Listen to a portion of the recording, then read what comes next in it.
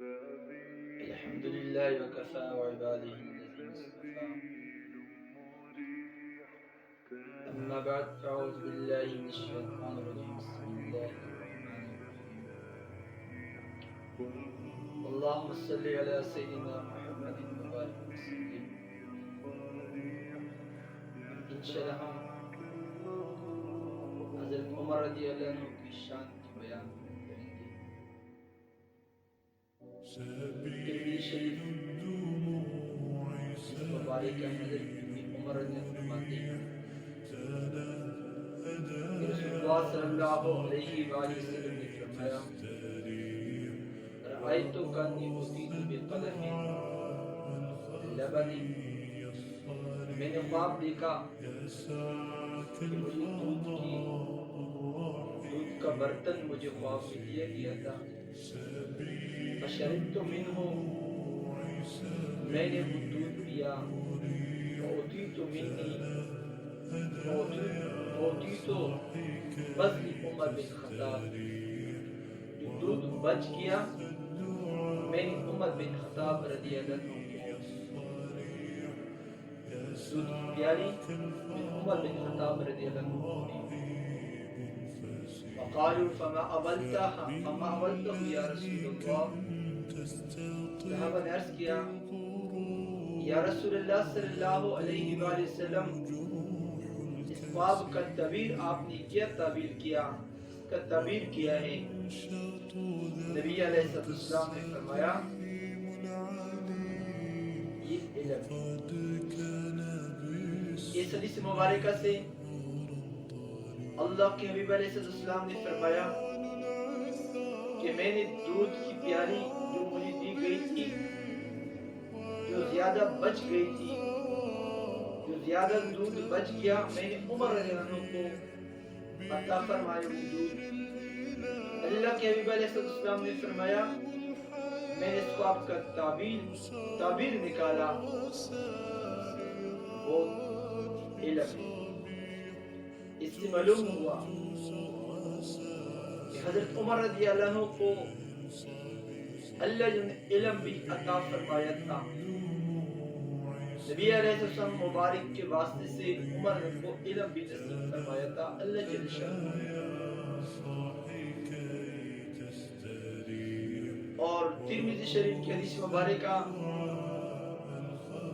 حضرت انس رضی اللہ عنہ فرماتے ہیں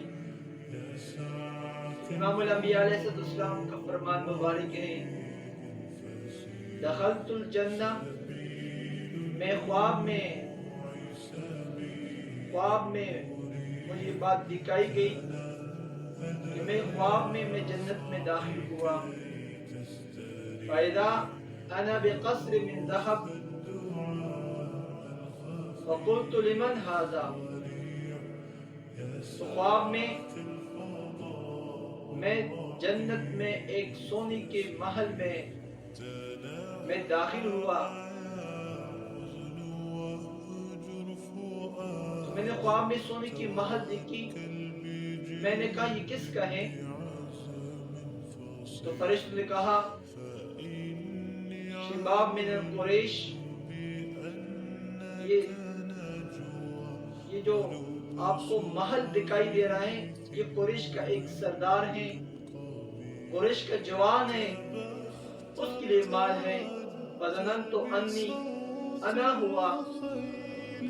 تو میں نے سوچا، میں نے یہ گمان کیا، میں نے سوچا اس کے بارے میں مجھے یقین آیا کہ قریش کا جوان تو میں ہوں. فقلت ومن ہوا. میں نے فرمایا یہ کون ہے؟ مجھے کہا گیا عمر بن خطاب. اس سونے کا محل آپ کو نظر آتا ہے یہ عمر بن خطاب رضی اللہ عنہ. اور عمر رضی اللہ عنہ کو اتنی فضیلت ملی. جتنے لوگ بڑے ہوتے ہیں ان کی دعائیں بھی زیادہ بڑی ہوتی ہیں. وہ بڑی دعائیں مانگتے ہیں. بخاری شریف کتاب فضائل مدینہ میں ہے عمر رضی اللہ عنہ نے دعا فرمائی، دعا مانگی اللہ جل شانہ سے، اللہم ارزقنی شہادت فی سبیلک واجعل موتی فی بلد رسولک۔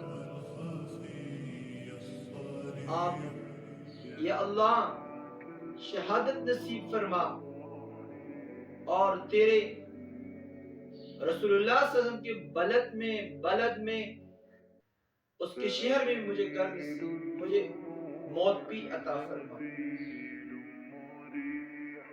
صحابہ نے عرض کیا امیر المومنین یہ کون سی بات ہو گئی؟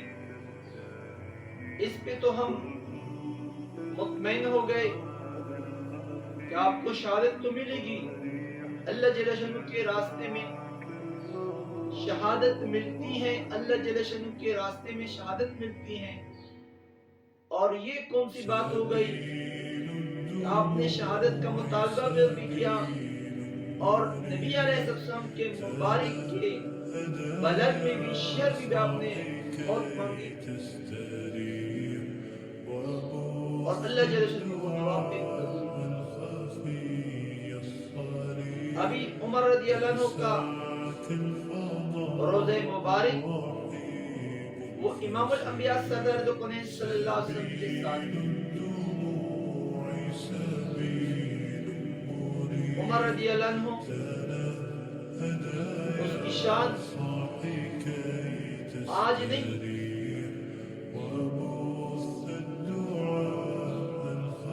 بخاری شریف جلد نمبر 2 میں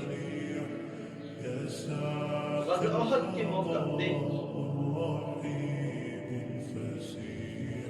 اس وقت ابو سفیان مسلمان نہیں ہوئی تھی۔ ابو سفیان نے کہا، پہاڑ پہ چڑھ کر انہیں آواز لگائی، تمہیں محمد صلی اللہ علیہ وسلم ہیں؟ صحابہ خاموش تھے۔ پھر آواز لگائی، تمہیں ابن ابی قحافہ ہیں؟ پھر صحابہ خاموش تھے، جواب نہیں۔ پھر ابو سفیان نے کہا، تم میں عمر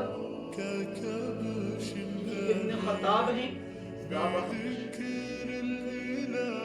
ابو سفیان کی 3 اقوال سے، ابو سفیان رضی اللہ عنہ کی 3 اقوالوں سے یہ بات معلوم ہو گئی، اللہ جل شانہ کے بعد جو مرتبہ ہے وہ امام الانبیاء صدر فخر رسول حضرت محمد مصطفیٰ صلی اللہ علیہ وسلم کا ہے، اور امام الانبیاء علیہ السلام کے بعد سارے صحابہ کے بعد مرتبہ وہ ابو بکر صدیق رضی اللہ عنہ کا ہے، اور ابو بکر صدیق رضی اللہ عنہ کے بعد جو مرتبہ ہے وہ عمر بن خطاب ہے۔ عمر بن خطاب کی محبت ہمارے دلوں کے اندر، سارے صحابہ کی محبت ہمارے دلوں کے اندر، سارے صحابہ کے بارے میں نبی علیہ السلام کا فرمان مبارک ہے، اصحابی کا نجوم، میرے سارے صحابہ آسمان کی ستارے ہیں۔ جس کی بھی آپ نے اقتداء کر لی آپ کو ہدایت ملی۔ اللہ جل شانہ ہم سب کو سارے صحابہ کی محبت اور ان کی اتباع کرنے کی توفیق نصیب فرمائے۔